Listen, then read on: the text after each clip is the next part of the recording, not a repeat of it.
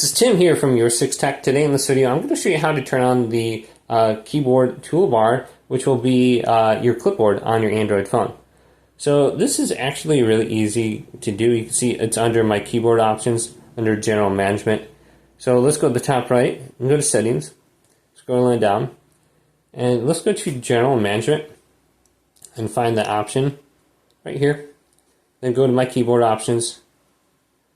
And we can find the option now for our Samsung keyboard. So let's go to my keyboard. And then under here we have the option for toolbar. We can just turn this on or off. So if the keyboard is turned off or the toolbar is turned off, you can see I have no clipboard on here.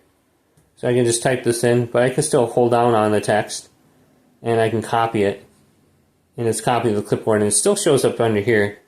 But what we need to do is go back over to that option and then turn it back on. So here's the toolbar, turn on the toolbar. So let's go back now.